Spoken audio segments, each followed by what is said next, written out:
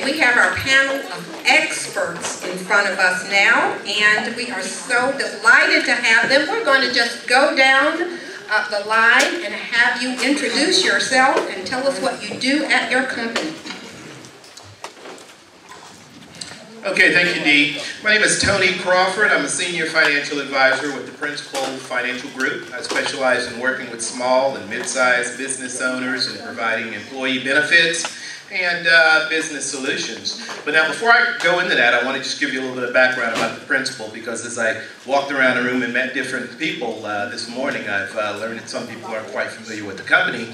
But Principal was established in 1879.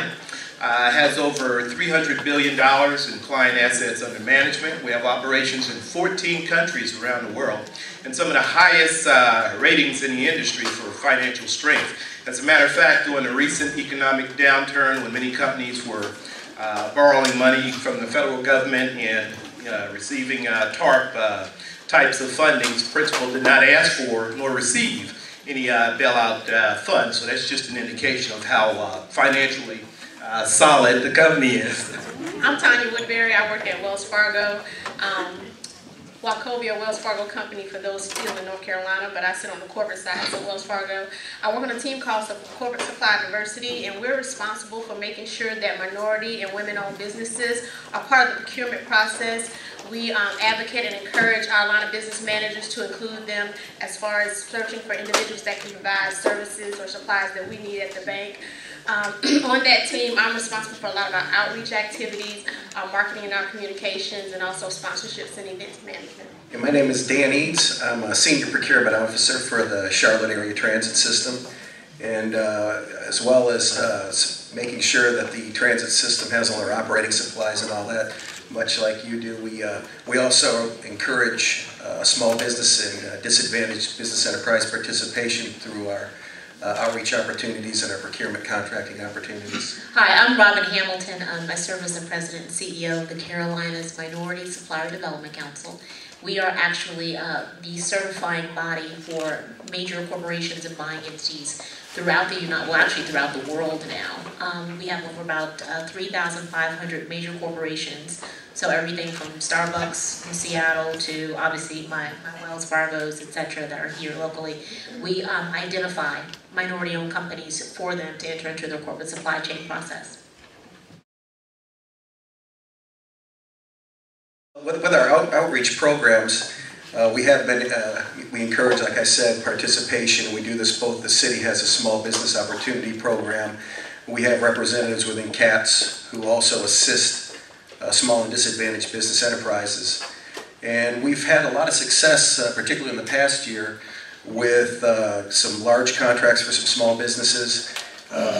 In particular, some of our cleaning services along the light rail line. We awarded a larger contract this last year to a small business enterprise who had done some work for us prior to, and some smaller contracting opportunities, and did a really good job and was able to provide us with good service as well as very competitive. How we this is similar to what my counterpart colleague over here just said from CATS, but also we do from a development standpoint. I manage an outreach program that offers opportunities for, and I probably won't say small because that's not the language we use, so I'll just say businesses or diverse only, if you hear me say that. We offer them opportunities to really take a good look at themselves internally, operationally, and see where they need some opportunities for development, whether it's through coaching and mentoring or classroom opportunities and trainings, through other university programs that help minority and women-owned businesses like Kellogg Institute at Northwestern. And so those are ways that we try to help businesses or diverse suppliers and businesses to succeed, not only by offering them contracts, but look at the supplier development side to ensure that they're meeting the minimum requirements that we need as a corporation or the requirements of their clients in the communities that they serve. We have the Employee Financial Resources Program, and that does two things real quickly. One is we can come in and learn about all of your offerings and educate your workforce, your employees, on the various benefits and the offerings that you have available to them. So this creates goodwill. on their side, with them recognizing that you're looking out and doing things in their best interest. The other thing that we can do through this program at virtually no cost is to conduct individual planning, financial and insurance planning for your employees, and identify things that are important to all of us, such as life insurance, disability income. 450 small businesses that we work with. Doesn't sound like a lot, does it? And they're in North and South Carolina. And the reason it's a small group of folks is because if you're going to do business with a major corporation and enter into a major corporation supply chain, typically, that's not a business that doesn't have the ability to really kind of manage a good-sized footprint. So we're not necessarily mass cattle call for all businesses. But of those 450, how we helped them, we saw over $400 million in gross sales last year increase. So with marketing our firms, one of the things that we track is those that are getting contract opportunities and are growing their firms by the connections and the access that we give them.